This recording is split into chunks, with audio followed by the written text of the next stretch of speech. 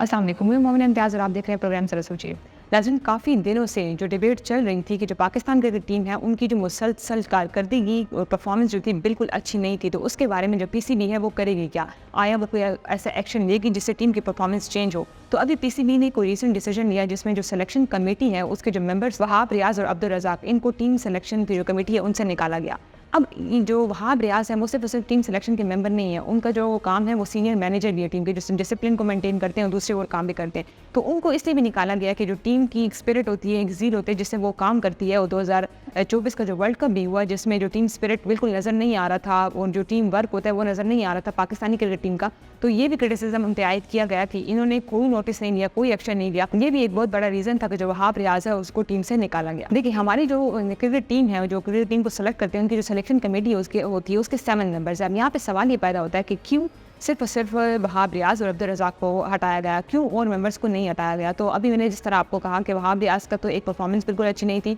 दूसरी जो वहाब रियाज और अब्दुल रज़ाक का ये जो अहम क्रिटिसिज्म था और वजह अहम रीज़न ये था कि इन्होंने जब भी टीम सेलेक्ट की जा रही थी वर्ल्ड कप के लिए भी, तो कुछ मेंबर्स ऐसे थे, कुछ कैंडिडेट ऐसे थे जिसकी परफॉर्मेंस अच्छी नहीं थी, तो जो और मेंबर्स थे सिलेक्शन कमेटी के वो राज़ी नहीं थे। लेकिन जिन बंदों को ये लोग सेलेक्ट करने का कह रहे थे, जिनकी परफॉर्मेंस अच्छी नहीं थी, वो सिर्फ और सिर्फ जो फेवरेटिज्म की बेसिस पर सेलेक्ट किए गए और उन पे यही वाली बात चल रही थी कि अब्दुल रज़ाक और वहाब रियाज ने इसको सेलेक्ट किया और बंदे जो है उससे एग्री नहीं है। लेकिन फिर आखिर में जब वोटिंग हो भी गई और सब ने उसको उस पर राज़ी भी हो गए, लेकिन फिर भी कुछ लोग ऐसे थे जो अगेंस्ट थे इनकी सिलेक्शन की, तो उनकी जो परफॉर्मेंस थी वो वर्ल्ड कप में अच्छी नहीं रही, जिस पे काफ़ी ज़्यादा क्रिटिसिज्म आया, जो सोशल मीडिया पे आया, लोगों का आया, जो पीसीबी का आया, तो उस पर इन दोनों को निकाल दिया गया। याद रहे कि मंसूर राना जो टीम मैनेजर है उनको भी अपने ओहदे से बरतरफ किया गया। देखिए, ये पूरी दुनिया में होता है, जब भी कोई ऐसी क्रिकेट टीम होती है, जितने भी ममालिक क्रिकेट खेलते हैं उसकी जो क्रिकेट टीम होती है वो परफॉर्मेंस अगर अच्छी नहीं दे रही होती बहुत अरसे तक, तो फिर जो पूरी मैनेजमेंट है वो बैठती है, रिव्यू करती है कि आखिर क्या ऐसे मसले हैं टीम में कि ये ऐसा कर रही है। तो जब भी पाकिस्तान में ऐसा इशू आता है, जब भी टीम मैनेजमेंट की बात आती है या जो पूरे मैनेजमेंट की बात आती है कि क्यों ऐसे हालात चल रहे हैं, क्यों परफॉर्मेंस अच्छी नहीं है,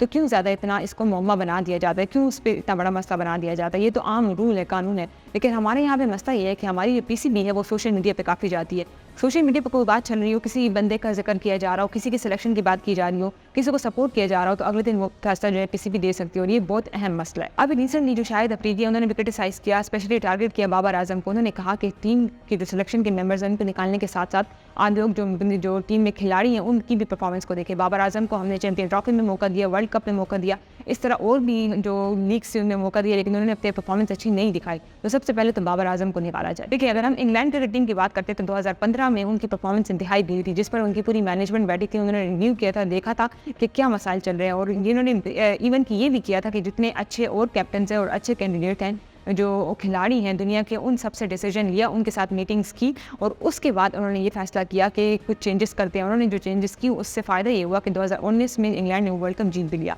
तो हम भी जब भी अगर अपने पीसीबी की बात करते हैं, मैनेजमेंट की बात करते हैं, तो क्यों वो ऐसा डिसीजन नहीं लेते, क्यों वो ऐसे कैप्टन से रिव्यू नहीं कराते, वो ऐसे लोगों से और ऐसे खिलाड़ियों से डिसीजन नहीं लेते, ओपिनियंस नहीं लेते जो ज़्यादा मैटर करते हैं, जिनको ज़्यादा इस चीज़ के बारे में नॉलेज होती है। लेकिन हमारे इदारों में और हमारी मैनेजमेंट में जो फेवरेटिज्म है और नेपोटिज्म है, ये चीज़ बहुत चलती है जो ज़्यादा मसला क्रिएट करती है। लेकिन यहाँ पे अहम सवाल ये आता है कि लोगों को चेंज करने से क्या टीम की परफॉर्मेंस पे चेंजेस आ जाएंगी? सिर्फ सिलेक्शन कमेटी के मेंबर्स को चेंज करने से क्या पूरी टीम जो है उसमें तब्दीलियाँ आएंगी? क्योंकि हम कहते हैं कि पूरा स्ट्रक्चर ही ख़राब है, ये स्टार्ट से इसको ठीक होना पड़ेगा। तो आया कुछ लोगों के जाने से और कुछ लोगों की बरतरफी से क्या टीम में तब्दीलियाँ आएंगी, परफॉर्मेंस में तब्दीलियाँ आएंगी?